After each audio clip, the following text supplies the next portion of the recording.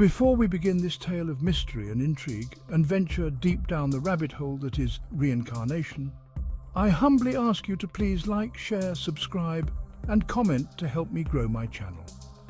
If you would like to buy me a cup of coffee or two or just become a Patreon sponsor, then please click the link provided in the description. Now, with that out of the way, join me as I take your mind on a journey deep into the recesses of human consciousness.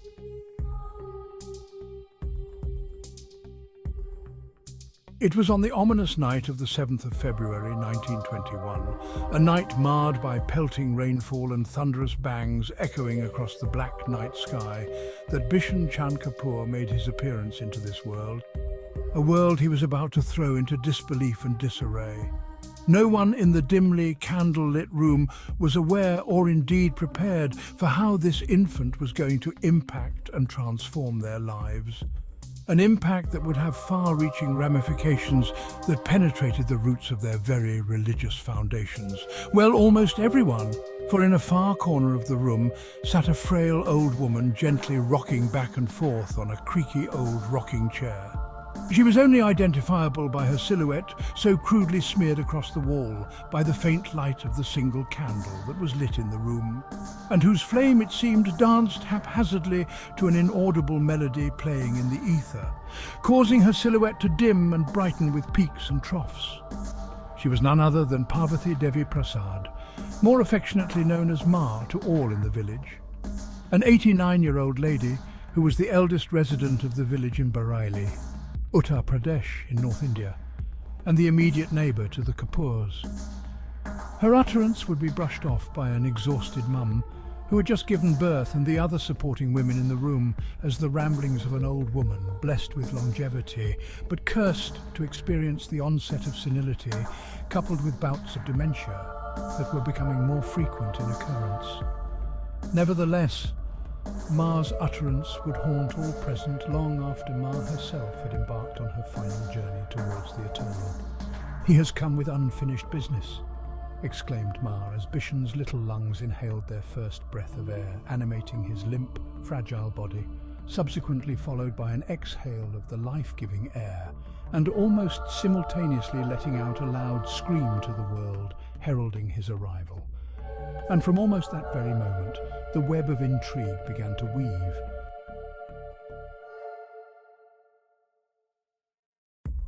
When Bishan was 10 months old, much to the astonishment of all those around him, he began uttering the word Pilibhit. Now, everyone was shocked not only at the baby's phonetic skills and accurate pronunciation of the word, but what was also strange was how he knew of the word, as Pilibhit was a large town about 50 kilometers away from the Kapoor's residence, and no one ever ventured out that far in a hurry or mentioned the place in the common cause of household conversations. As Bishan began to speak more, he spun tales of a previous life, and not just that. He began recalling names, places, dates and other information far too specific for someone of his infancy to know, let alone grasp the meaning of what he was saying. A name that often cropped up was that of Laxmi Narin, a name Bishan would later go on to claim belonged to him in his previous life in Pilibhit. Needless to say, everyone was taken aback. Around the same time in 1926, a respectable lawyer named Mr. Kekai Nandan Sahai had published an article in a reputable newspaper recounting the experiences he had been through with his son's recollection of a past life. As can be assumed, this article opened the floodgates, and Mr. Sahai became inundated with people contacting him about their or their loved ones' past life experiences. This prompted the prominent lawyer to investigate a few of the cases, and one that he identified for investigation was indeed that of Bishen Chand Kapoor.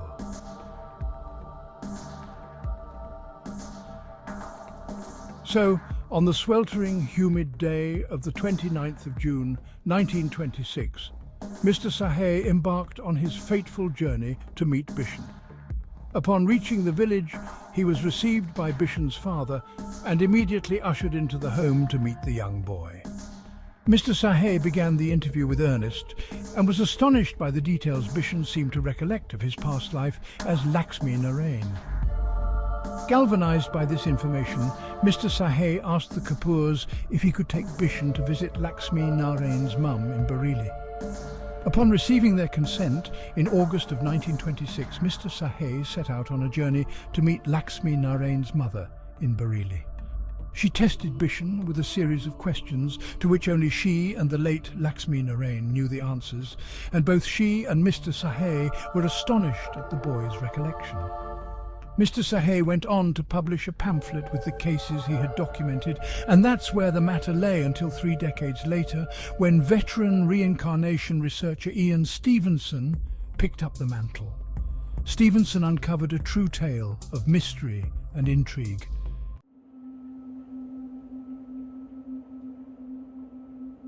Bishan said that Laxmi Narin was the son of an extremely wealthy farmer and landowner. A son who, in a few words, believed he was entitled and privileged. Upon Laxmi Narin's dad's passing, the young man embarked on a spree of overconsumption, culminating in the almost squandering of a massive financial inheritance. He would eat extravagant meals in excess, drink profusely, dabble in drug experimentation, and take a fondness to visiting the homes of various women of the night. It was during one such encounter that Narin had taken a liking to a working lady named Padma. He began a relationship with her, keeping her as his mistress, and would never marry, as he was madly in love with Padma.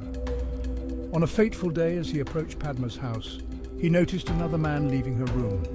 Overcome by rage, Narin grabbed his firearm from his servant and shot and killed the man. Narin, out of desperation, went on the run from local law enforcement, and due to his wealth, was always able to keep the law at bay. Narin subsequently moved to a town in Shahjahanpur, where he lived briefly before contracting a fever and dying from complications with his lungs.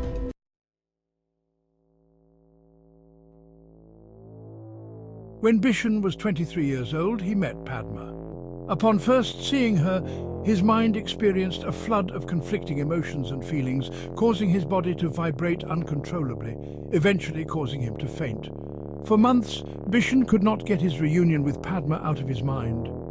It was as if a ghost from his past had miraculously leapt out and suddenly confronted him. It all became too much to control.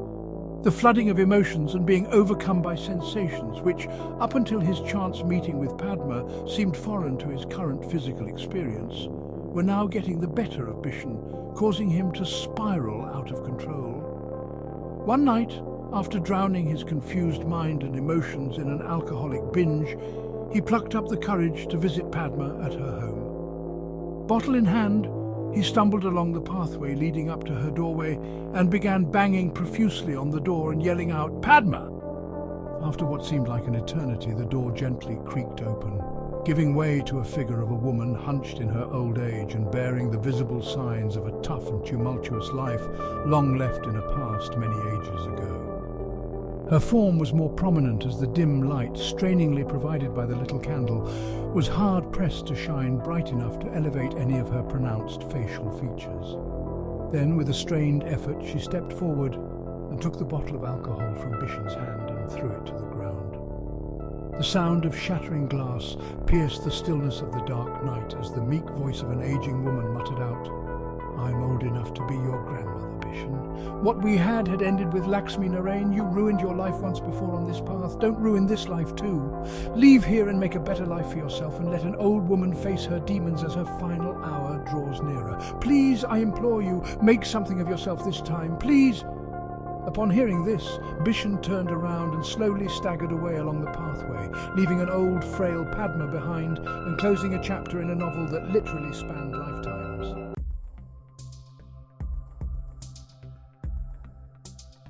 Today, Bishan is happily married and always reflects on his mistakes of his past life as Laxmi Narin, so as to never repeat the same mistakes for fear of having to come back and relive a karmic cycle that should be put to rest.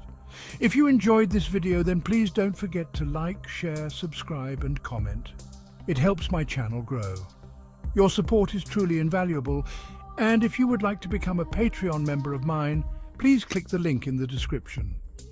Thank you for watching, and please stay safe.